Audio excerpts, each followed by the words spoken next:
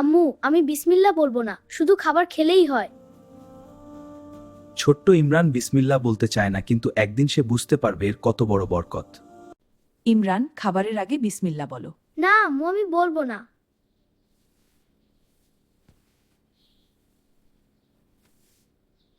বাবা, বিসমিল্লাহ বললে আল্লাহ খাবারে বরকত দেন। খাবার ভালো লাগে এবং শরীরে শক্তি পাওয়া যায়। আম্মু, পড়তে বসার আগেও বিসমিল্লাহ বলতে হবে নাকি? আমি বলবো না। হ্যাঁ বাবা, সব কাজের শুরুতে বিসমিল্লাহ বলা উচিত।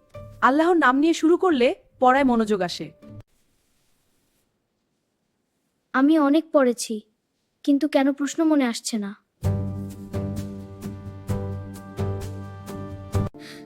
আম্মু, আমি খুব খারাপ করেছি। কেঁদো না বাবা, সব ঠিক হয়ে যাবে।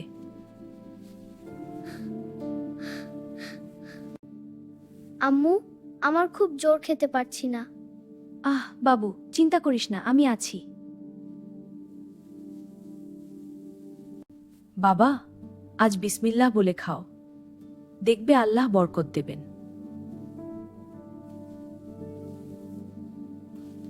বিসমিল্লাহির রহমানির রহিম। আম্মু, আজ খাবারটা খুব ভালো লাগছে। আম্মু, আমার জোর অনেক কমে গেছে। আমি খাবার যেতে না। আজ আমি বিসমিল্লাহ বলে পড়তে বসবো।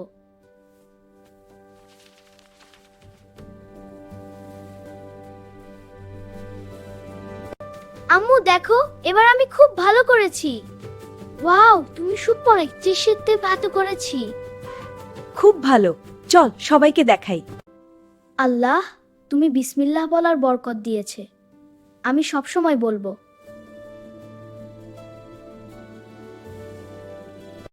খেলা শুরু করার আগে বিসমিল্লাহ, বরকত হবে।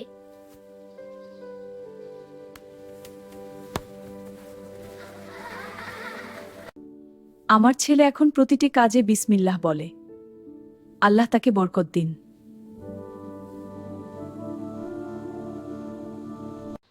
ভাইয়েরা, বিসমিল্লাহ বললে আল্লাহ বরকত দেন। চেষ্টা করে দেখো।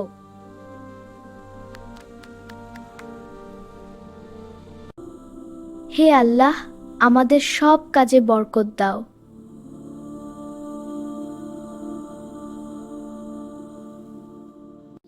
বাবা, দুনিয়ায় বিসমিল্লাহ বললে বরকত হয়, আর আখিরাতের বড় সোয়াব পাওয়া যায়। আমি আজ থেকে প্রতিটি কাজ বিসমিল্লাহ বলে শুরু করব।